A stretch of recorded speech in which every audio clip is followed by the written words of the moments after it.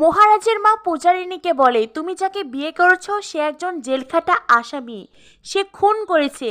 এই কথা শোনার পরেই পূজারিণীর নতুন জীবন যেন ওলটপালট হয়ে গেছে। আর মহারাজও চুপচাপ দাঁড়িয়ে আছে।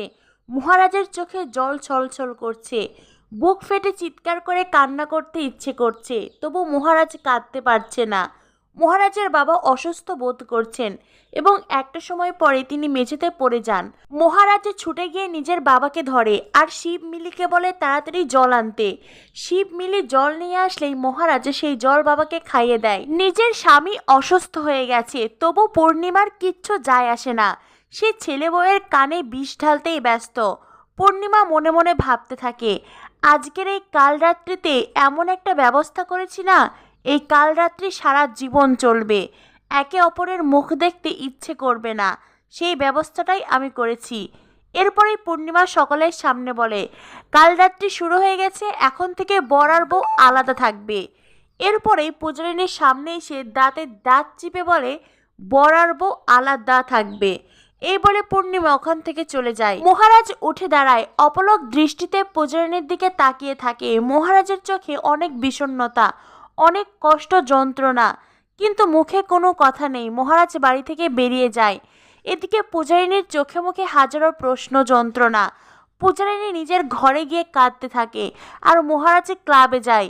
তখনই মহারাজের বন্ধুরা আসে আর মহারাজকে বলে, কিরে এখানে অন্ধকার করে বসে আছিস কেন? হ্যাঁ, এই তো বলেছিলি বিয়ে করবি না, সন্ন্যাস নিবি, পালিয়ে যাবি, সেই সমস্ত কথা কোথায় গেল? হ্যাঁ, নিজের দাদার জায়গায় তুই নিজেই বিয়ে করে নিলি। এই বলে বন্ধুরা মহারাজকে নিয়ে হাসাহাসি করতে থাকে। আর জয়ন্ত বারবার মহারাজকে বলে, আমাদেরকে ট্রিট না দিয়ে তুই কিন্তু পালাতে পারবি না। মহারাজ তখন জয়ন্তকে ঘুষি মেরে ফেলে দিয়ে বলে, মহারাজ কখনো পালায় না, কখনো পালায়নি। মহারাজের বন্ধুরা বলে, তুই এটা কি করলি মহারাজ? থানায় তোর পক্ষ নিয়ে কথা বলার কারণে তোর মা জয়ন্তকে চড় মেরেছিল, আর এখন তুই জয়ন্তকে ঘুষি মেরে ফেললি, এটা তুই একদম ঠিক করলি না।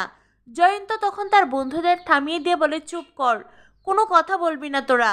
আরে এই সেই মহারাজ যে আমার কলেজের ফিস দিয়েছে, যে বিনামূল্যে আমার বোনকে পড়িয়েছে, আর আমার বোন যখন একটা খারাপ ছেলেকে বিয়ে করতে যাচ্ছিল এই মহারাজ বাঁচিয়েছে। আমি অকৃতজ্ঞ নই রে মহারাজ, আমি অকৃতজ্ঞ নই। মহারাজ তখন জয়ন্তকে জড়িয়ে ধরে আর দুই বন্ধু একে অপরকে জড়িয়ে ধরে কাঁদতে থাকে।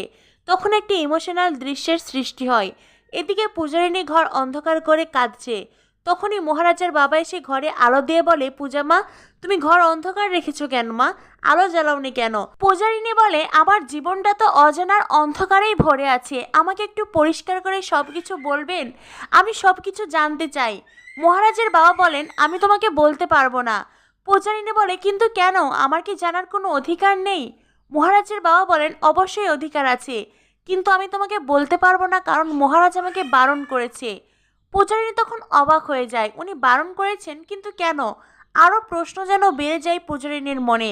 পূজারিনী মহারাজের বাবাকে বলে, কিন্তু সত্যিটা তো আমাকে জানতেই হবে কাকু।